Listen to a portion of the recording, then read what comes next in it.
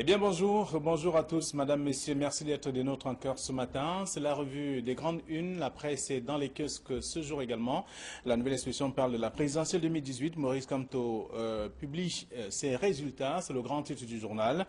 Bien que le Conseil constitutionnel ait donc rendu public les résultats de la dernière présidentielle, le candidat du mouvement pour la renaissance du Cameroun, qui a revendiqué sa victoire dès le 8 octobre 2018, vient de révéler sa part des vérités. C'est à lire dans le dossier de la page 6 à la page 9. Le journal parle également de la victoire des Biya. La bataille du gâteau a commencé. Une coalition dite majorité présidentielle tente de sortir du flot des fêtards via une déclaration. C'est en page 3 de ce matin de la nouvelle expression. Le journal parle également du Conseil constitutionnel. Une ONG dénonce un déni de justice. Un monde à venir démonte d'ailleurs les arguments avancés par l'équipe de Clément Atangana sur les requêtes introduites par Maurice Kamto en page 4 du journal. Aussi, on parle de prospective également dans le journal. Joshua aussi interpelle Paul Biya. Le candidat à l'élection présidentielle invite la force de l'expérience à rejoindre le Social Democratic Front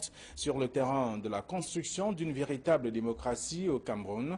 En page 12 de la nouvelle expression, les du Sahel parle de la présidentielle. Le Grand Nord pèse 47,5% dans la victoire de Paul Biya. C'est à lire en page 3. Le journal parle également de la Damawa Sagouan du Social Democratic Front dans cette partie du pays, c'est en page 7. Le journal s'intéresse aussi à la victoire dans le nord, de la victoire donc de Paul Biya, est célébrée dans la rue en page 7 de la nouvelle du journal L'Œil du Sahel. Et puis le messager parle donc des chiffres de la discorde parlant de la présidentielle, la victoire au goût amer du président de la République réélu au terme des résultats proclamés par un conseil constitutionnel contesté en page 7. Et on parle aussi de la crise anglophone, affrontement meurtrier entre militaires et séparatistes, donc les armes crépitent à nouveau dans une dizaine de villages situés dans les régions du nord-ouest et du sud-ouest, c'est en page 3. Et on parle également de l'affaire Vietel-Cameroun vers un divorce entre Dampolo et bien entendu les Vietnamiens, à lire en page 7. Paul Biya, Gat Clément Atangana, le chef de l'État veut offrir une résidence de 272 millions de francs CFA au président de la Cour constitutionnelle. C'est à lire donc en page 5 concernant les affaires du Sérail, selon bien sûr le journal Le Messager de ce matin. À découvrir également dans les kiosques ce jour, il y a Mutation qui parle toujours de la présidentielle, la victoire de Paul Biya, vue de Paris, Washington et Londres. À découvrir en page 7. Le journal s'intéresse aussi à Monseigneur Samuel Kleda qui parle bien entendu le vote de l'extrême nord me pose problème. C'est ce qu'il dit en page 10 du journal Mutation. Je vous invite à lire d'ailleurs l'article ce matin.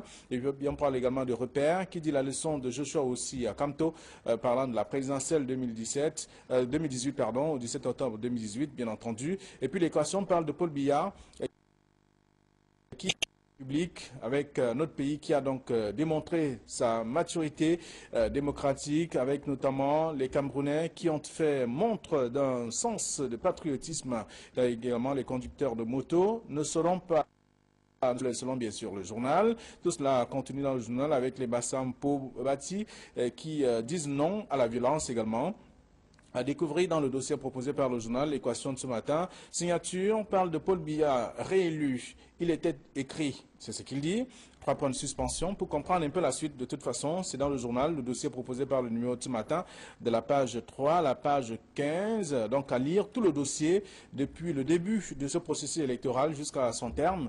Donc à découvrir dans le journal. Il y a d'autres sujets que je vous invite à lire également ce matin. Le quotidien Le Jour parle de délinquance, comment la drogue circule en milieu scolaire. C'est dans le numéro de ce matin. Et tout cela se passe entre élèves, à l'insu bien sûr des enseignants. C'est dans le dossier proposé par le journal Le Jour. Le journal s'intéresse également à la pression fiscale, les chefs d'entreprise moins optimistes, également à lire dans le journal ce matin, et d'autres sujets aussi, et même d'autres tabloïds disponibles dans les kiosques ce matin, notamment le journal Émergence qui parle de ses résultats, qui donne Maurice Kamto vainqueur. À découvrir dans le dossier aussi de ce numéro disponible dans les kiosques et d'autres informations à lire pratiquement. Voilà ce que la presse nous propose ce matin. Et sur ce plateau, nos invités. Bonjour Guy, Hervé Villandilé. Bonjour Flavien, permettez-moi de dire bonjour aux populations du département du Roncam qui, même s'ils ont plébiscité, même s'ils ont voté pour Maurice Kamto, sont restés calmes après la publication des résultats. Je pense que c'est ça a salué. Je vais aussi interpeller tous les Camerounais. Ils avaient pensé à quelque chose? Non, ils ont voté pour Maurice Kamto. Le Oncam. Maurice Kamto a gagné les élections dans le département du Vous Oncam. dites qu'ils sont restés calmes? Ils sont restés calmes. Qu'est-ce qu'ils avaient prévu? Ils sont restés calmes malgré, parce qu'après les élections, après bon, les dépouillements, c'était des fonctions de joie qu'on vivait dans cette partie du Cameroun.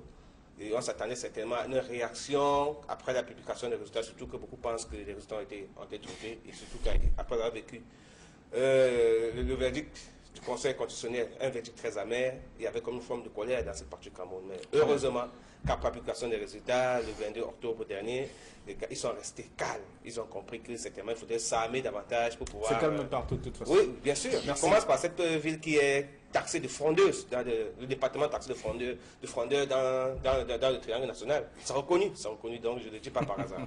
Donc je dis encore bonjour ce matin. Je devrais me méfier de vous de temps en temps parce que vous sortez de ces départements. Oui, Merci. bien sûr, c'est le regard du reporter. C'est le regard du reporter, tout simplement. Je vais dire bonjour une fois de plus en son temps. Bonjour. Bonjour Flavien, bonjour à l'ensemble de nos téléspectateurs, bonjour à l'envoyé spécial dans le Oncam. Voilà.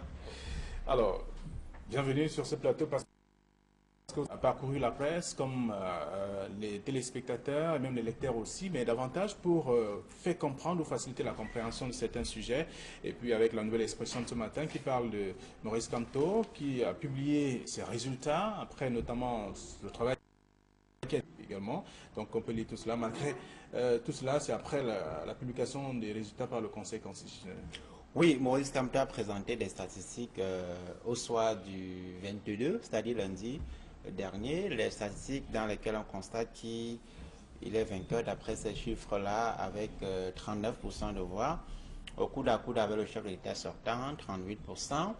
Alors, je pense, comme l'a dit Monseigneur Samuel Cléda, qu'il faut prouver au moins que ces chiffres présentés par le candidat du MSC ne sont pas exacts.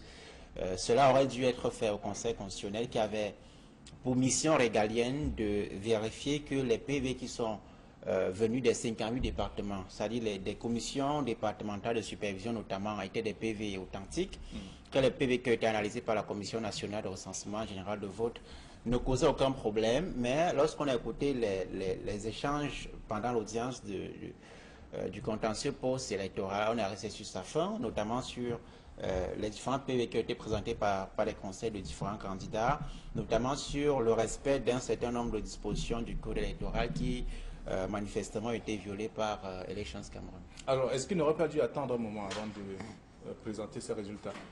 Bon, je ne suis pas dans l'agenda du candidat Kamto, mais je sais au moins que un parti politique, un homme politique a sa stratégie. On écoutait le vice-président du MRC sur Radio Equinox qui nous indiquait qu'il y aura des recours, il y aura d'autres moyens d'action sur le plan juridique. Ils envisagent des actions au niveau international. Je rappelle que le Cameroun est signataire de la Charte africaine, de la démocratie, de la bonne gouvernance et des élections, la CADEC. Je rappelle que le Cameroun a signé le pacte mondial pour les droits politiques en 1966. Ce sont des dispositions en faveur de la démocratie, des élections transparentes dans les divers pays qui sont signataires de ces instruments internationaux sur lesquels on peut bien s'appuyer pour contester l'issue d'un scrutin qu'on juge irrégulier. Alors, c'est également le même titre de Le Messager, les chiffres de la discorde? Oui, les chiffres de la discorde, parce que vous savez, au lendemain des élections, Maurice Kamto était annoncé vainqueur. Il avait dit qu'il avait tiré penalty et que le but est entré. Et je pense que cette déclaration n'était pas anodine. Et aujourd'hui, avec la publication de ces résultats, ça vient conforter la position sur les déclarations faites juste un jour après l'élection du 7 octobre. Donc, on peut comprendre les chiffres de la discorde parce qu'il faut quand même reconnaître qu'il y a un mécontentement. Surtout pour ceux qui ont vécu le procès post-électoral, le contentieux post-électoral au Conseil constitutionnel, avec les différentes preuves, du moins, rendues par les candidats qui ont malheureusement été balayés du revers de la main par Clément à Tangana et tous ceux qui constituent le Conseil constitutionnel. Donc, du coup, on peut comprendre que certainement, il fallait revenir sur le fond pour essayer de comprendre. Parce qu'il faut quand même reconnaître que les PV quand on a fini les élections, le rôle de l'Écamlu s'arrête après la production des PV à la commission départementale. C'est à la commission départementale qu'on compose tous les différents résultats qui partent des différents bureaux de vote et des différents arrondissements également. Et après, le même travail est fait au niveau national. Certainement qu'au niveau de ces instances où l'État n'est plus forcément présent, ou du moins les candidats sont amenés à être présents, ils ne le sont pas certainement pour diverses raisons que nous ignorons, que là-bas où c'est à ce niveau-là que beaucoup de choses sont passées et que c'est là pour aujourd'hui Maurice Kamto a publié les résultats qui sont les siens. Bon, sauf que le seul élément qui reste à comparer, de ressortir, c'est tous les PV de base, les PV les différents bureaux de vote qu'on avait demandé au Conseil constitutionnel, malheureusement, qui n'a pas été fait. Même si on va dire que sur le plan juridique, dans un procès, c'est le plaignant qui apporte la preuve de la fraude. C'est-à-dire que même si en face on a fraudé, que vous n'apportez pas la preuve du fait qu'on a fraudé en face, vous ne pouvez pas avoir gain de cause. Alors après cette étape, on peut lire également la titrade de la plupart des tabloïds ce matin sur le messager par exemple, qui parle des chiffres de la discorde, avec également la victoire au goût amer du président de la République réélu, Paul Biya. Oui, on a indiqué depuis hier et avant-hier, Flavien, depuis hier notamment, que dans un pays où le chef de l'État sortait à gagner avec 71,28%, on s'attendrait logiquement à une liesse populaire, à des caravanes de joie à travers les grandes villes du pays, Douala, Yaoundé, Bafoussam, Bamenda, que sais-je encore. Mais depuis lors, c'est une timidité, un calme de cimetière.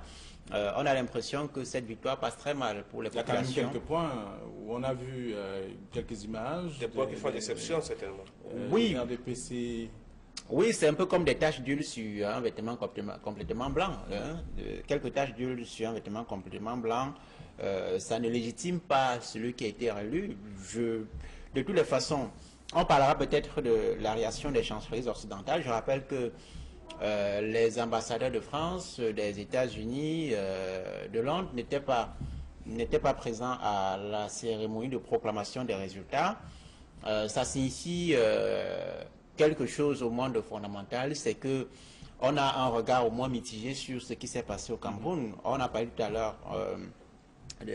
Vous savez que le regard des organisations internationales, des États du monde est important lorsqu'il y a un scrutin dans tout pays. Le chef de l'État, le chef de l'État n'a pas été félicité par le département d'État qui a réagi au nom des États-Unis. Le département d'État s'est contenté de dire qu'il saluait, les États-Unis saluaient la maturité du peuple camerounais. La France a félicité Paul Biya dans une sortie du ministre français des Affaires étrangères. Londres également ne l'a pas félicité. Donc ce sont des éléments comme ça qui, réunis ensemble, montrent que l'élection n'a pas été transparente. En tout cas, qui a un goût de contestation qui règne. Alors, puisque vous parlez de chancellerie et autres, il y a bien entendu mutation dans son titre de ce matin qui parle de la victoire de Paul Biya vue de Paris, Washington et Londres, avec également des explications que je vous invite à lire, donc parlant de la pression maintenue sur le vainqueur pour la résolution de la crise anglophone, précisément, et bien entendu la réforme des institutions également évoquée par le journal, et puis l'expression de l'état de droit. Oui, il faut dire quand même que quand on essaie de lire, n'est-ce pas, le message de l'ambassade des États-Unis, on peut comprendre effectivement que même si c'est une manière de ne pas, c'est une manière d'accepter malgré eux, n'est-ce pas, ce qui s'est passé au Cameroun comme scrutin. Parce que souvent, vous avez des messages réels, vifs, félicitations chef d'État pour tout ce qui s'est passé, mais aujourd'hui, c'est un peu nuancé. Pour dire que les élections ne sont pas déroulées normalement sur un triangle national parce qu'il y a une partie du Cameroun qui est en crise. Et même s'ils ne sont pas contents, ils invitent, n'est-ce pas, le chef de l'État, du moins le gouvernement, à pouvoir prendre au sérieux les différents problèmes qu'ont encore les Camerounais, notamment avec la crise dans cette partie au nord-ouest et au sud-ouest, qui ont forcément impacté sur le bon déroulement de l'élection présidentielle au Cameroun, même si au Conseil constitutionnel, tu pensez qu'il y a eu dans cette partie du Cameroun. Alors, à partir de ces titres, on peut comprendre qu'il y a un problème, non? Bien sûr, nous sommes en train de dire, il y a un réel problème. Et vous pouvez constater que si les chancelleries occidentales sortent avec ce genre de ton assez modéré, pour ne pas dire instigateur, parce que normalement, ils ont voulu être diplomates. Il faut comprendre, c'est de la diplomatie. C'est de la diplomatie. C'est pour dire que exactement tout ne s'est pas passé dans de très bonnes conditions. On accepte malgré soi. Or, quand ils sont en diplomatie, ça veut dire que ça ne s'est pas bien passé. Ils ne sont pas comme nous autres qui avons un langage franc. On peut comprendre. Les Camerounais, vous vous souvenez, après l'élection présidentielle 2011, quand on a publié les résultats, vous-même vous avez vu la victoire, comment ça se célébrait partout au Cameroun. Parce que la victoire était l'émanation du peuple. Et même ceux qui ont obtenu cette victoire étaient convaincus du travail qu'ils ont abattu.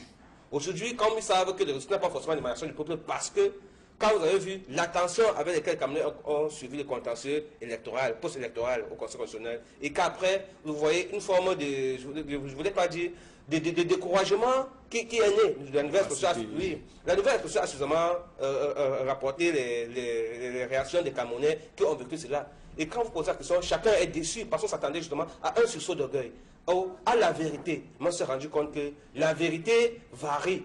La vérité que nous avons aujourd'hui n'est pas forcément la vérité. La vérité de la justice n'est pas la vérité du peuple camerounais. Et du coup, qu'est-ce qu'il faut faire? Je vais prendre une déclaration de la nouvelle expression faite par un citoyen de la ville de Bafang qui dit que cette fois-ci, avant on truquait les élections. On truquait, mais on n'était pas au courant des supercheries qui étaient faites. Mais aujourd'hui, on a arraché de force. Et quand on arrache de force, ça démontre à suffire que la personne devant vous est plus forte que vous. Et maintenant, c'est la loi de la force. Il faut comprendre quoi? The force of experience. Et c'est des déclarations de l'État qui corroborent celui de ce citoyen camerounais qui déclare le chef de l'État, vous vous souvenez, lors de la visite du chef de l'État français au Cameroun, ne reste pas au pouvoir qui veut, mais qui peut. C'est pour dire qu'il faut avoir un arsenal sur pied pour pouvoir se maintenir. Et quand vous avez l'assentiment des Camerounais qui sont dessus, par rapport à ce, vous comprenez qu'effectivement, le chef de l'État a mis son arsenal pour se maintenir là où il est. Très bien. Alors, Donald Brice Kamga, c'est vrai que ça rejoint, le titre de mutation de ce matin rejoint un peu ce que vous étiez déjà en train de dire, de démontrer, parlant notamment de ces résultats pas forcément appréciés positivement par tout le monde. Et on observe qu'il y a toujours, par exemple, Maurice Kamto qui estime que lui, il a les vrais résultats, mais qui n'ont pas été rendus publics par le Conseil constitutionnel. Oui, en fonction des enjeux géostratégiques qui se... Et au niveau international également, on voit bien tout au moins ce qui a été repris par mutation, parlant de la victoire de Pobia, vue par Paris, Washington et autres. Oui, je disais qu'en fonction des enjeux géostratégiques qui sont en jeu, on a des réactions variées. Vous savez qu'avant même que la présidentielle se tienne, Peter-Henri Ballerin, le chef de la diplomatie américaine au Cameroun, avait indiqué, avait clairement suggéré, mais en diplomatie, c'est donner une instruction que de s'exprimer de façon aussi claire, avait suggéré, pour être diplomatique cette fois-là, avec suggéré au chef de l'État de penser à sa retraite. Lorsqu'un ambassadeur américain le dit de façon aussi triviale, ça signifie que la Maison-Blanche ne vous regarde pas d'un bon oeil. Alors, je vous ai dit tout à l'heure que dans une sortie, le département d'État américain n'a pas félicité le chef de l'État réélu.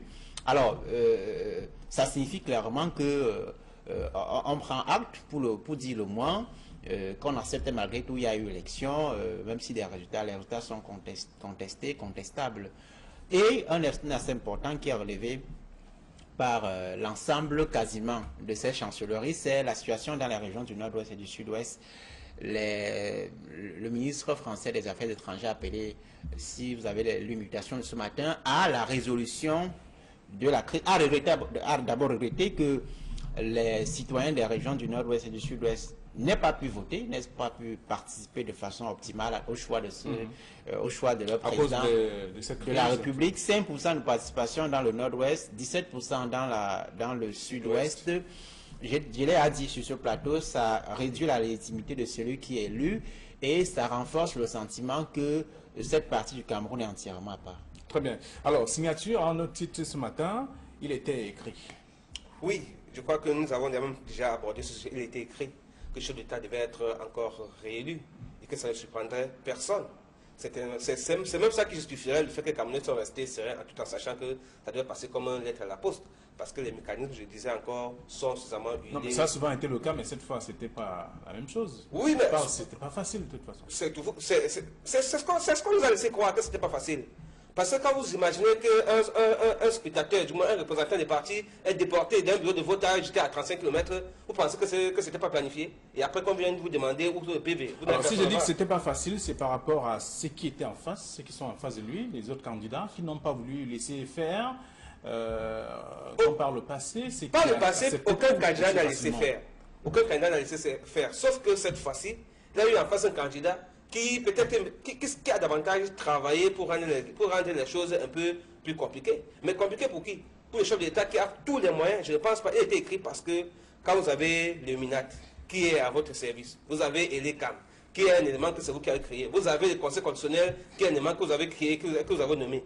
Vous avez tous les éléments réunis. Donc pourquoi c'est écrit? Ça veut dire que si le chef de l'État se laissait battre les élections, c'est parce qu'il a voulu. Et vous savez, quand on a le pouvoir, on fait tout ce qui est à notre pouvoir pour y rester. Parce qu'on ne vous le pas, qu'on ne vous trompe pas, le pouvoir, il est sucré. Flavien, alors, Signature a donc raison de dire... Signature a raison, parce que... Signature a raison, parce qu'il était écrit. Le chef de l'État n'a jamais manifesté l'envie de partir. Au contraire. Très bien. Donald Brice. Je porte un regard très... je porte un regard très relatif sur ce titre de signature. Je pense que produire une aussi fataliste, il était écrit, c'était comme si on ne pouvait rien contre le chef d'État sortant. Alors, le dit de façon aussi triviale, c'est comme si en face il n'y avait personne et que tout était réuni pour qu'il soit élu. Non, je pense que les éléments de réserve qu'on a pu apporter... Non, je dis que on ne peut pas dire les choses de façon aussi triviale. C'est comme si les conditions d'une élection transparente étaient réunies et que les autres n'ont pu rien faire et que le chef d'État sortant était le tout-puissant, qu'il était le Dieu que les Camerounais attendaient pour les délivrer. Non, c'est pas tout comme...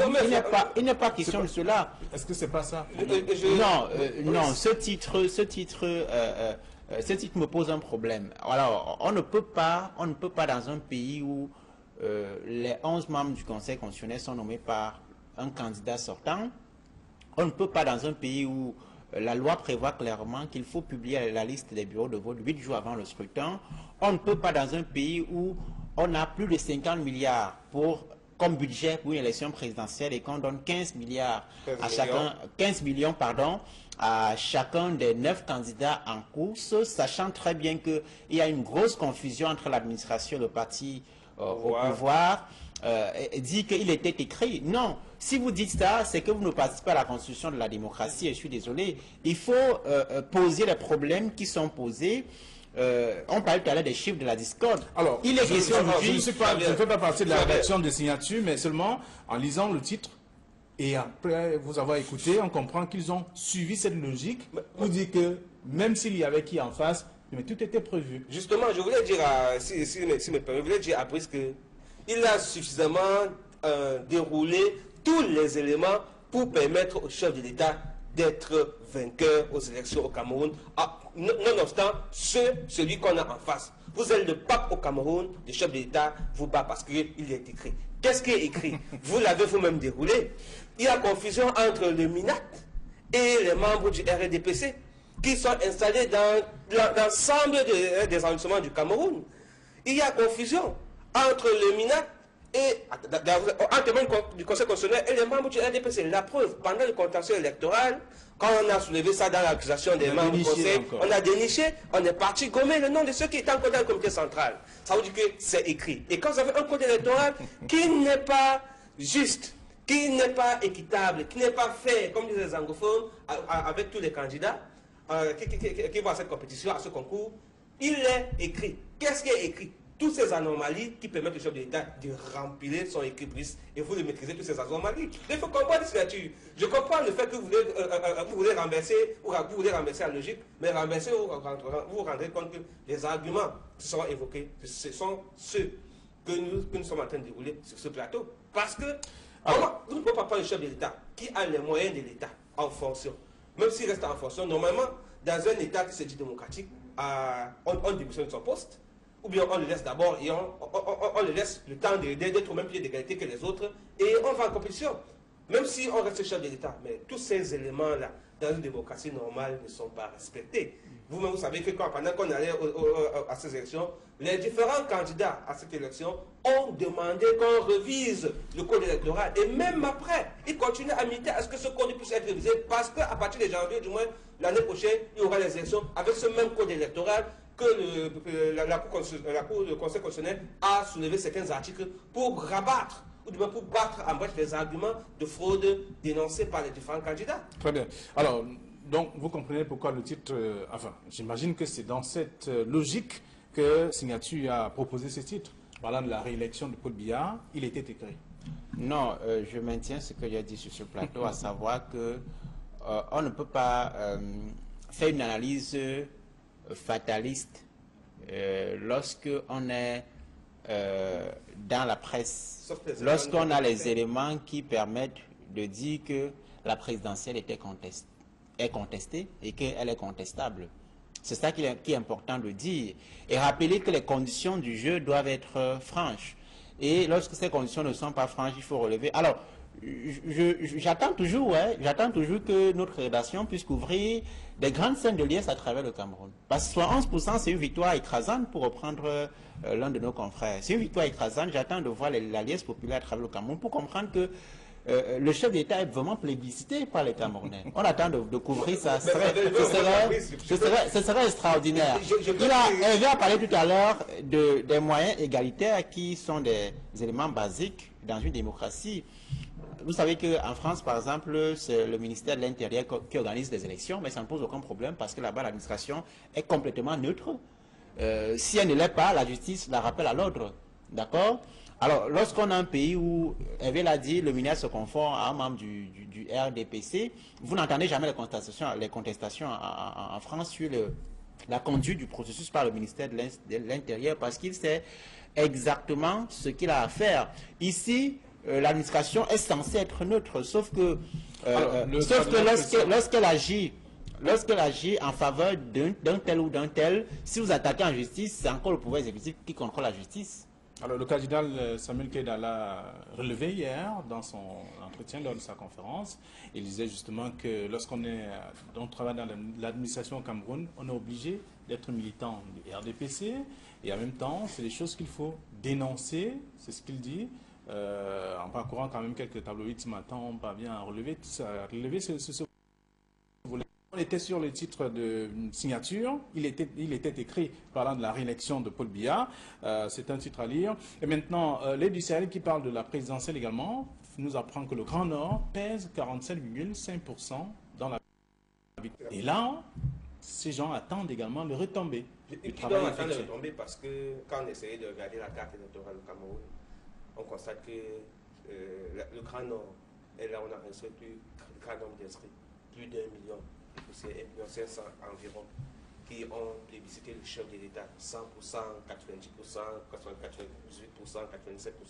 Vous comprenez là qu'effectivement, c'est dans cette partie du Cameroun que les élections se gagnent. Et sur ce plateau, bien avant les élections, nous l'avons rappelé ici. Nous l'avons rappelé, nous avons pensé même que Kabwa Libi, qui est parti faire investir par le candidat univers, dans cette partie du Cameroun, dans la Damawa, était justement allé dans ce sens-là. On a pensé également que le candidat de Berthe Akeremouna, également qui s'est fait investir par un parti dans cette partie du Cameroun, avait compris effectivement que le jeu se trouvait là-bas et qu'il fallait davantage travailler suffisamment dans la zone pour conquérir quelques électeurs et inverser la tendance, parce que par le passé, on l'avait suffisamment démontré, la presse a suffisamment démontré que c'est dans ce bastion, le Grand Nord, que l'État remporte les élections. Et une fois de plus, cette année, c'était la même chose. Même si on va aujourd'hui dénoncer les tripatouillages et certaines, la fraude, on va quand même constater que ce vivier reste un vivier acquis au chef de l'État. Et du coup, c'est normal que lors du partage du gâteau, qui se réclame la bonne partie, vous n'oubliez pas l'axe nord-sud. Ça reste toujours dans les mémoires des Camerounais. On a beau dire qu'on est un pays démocratique, et où chaque Camerounais est libre de pouvoir briguer la magistrature suprême où qu'il se trouve.